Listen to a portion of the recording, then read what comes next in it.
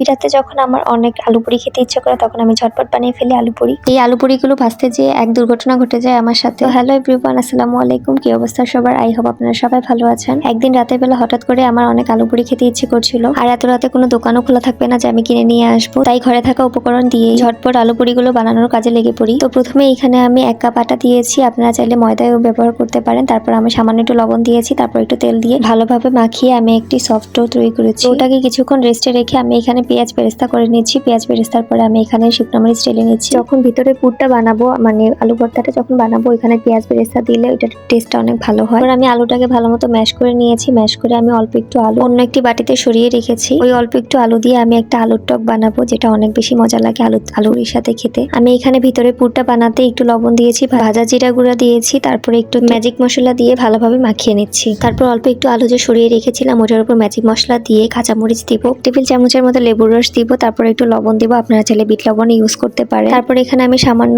শুকনো মরিচ দিব, একটু ঝাল ঝাল করে খাইলে অনেক বেশি মজা লাগে। তারপর পানি দিয়ে এটাকে ভালো মতো এক টকের মতো করে বানিয়ে নিব। তো আমার মাখামাখির কাজ শেষ। এখন হচ্ছে আমি ছোট ছোট করে লেচি কেটে হাত দিয়ে একটু গোল শেপ করে এটার মধ্যে একটু পুর ঢুকিয়ে তারপর আমি এটাকে বেলে নিব। ভিডিওতে যেভাবে দেখতে পাচ্ছেন ঠিক সেভাবেই, এরকম ভাবে ঠিক একই প্রসেসে আমি সবগুলো আলু পুরি বানিয়ে নিব। কার কার রাত বিরাতে আমার মতো এরকম কিছু বানিয়ে খেতে ইচ্ছে করে? আর খেতে ইচ্ছে করলে তখন কি করেন, বানিয়ে খান নাকি ঘুমিয়ে যান? আমি কিন্তু ম্যাক্সিমাম সময় ঘুমিয়ে যাই, কিন্তু ওই দিন বানাতে ইচ্ছে করছিল তাই বানিয়ে ফেললাম। মাঝে মাঝে কিন্তু আমার এরকম নতুন নতুন রেসিপি বানাতে বেশ ভালোই লাগে, কিন্তু আমি অনেক অলস, এটাই বাস্তব।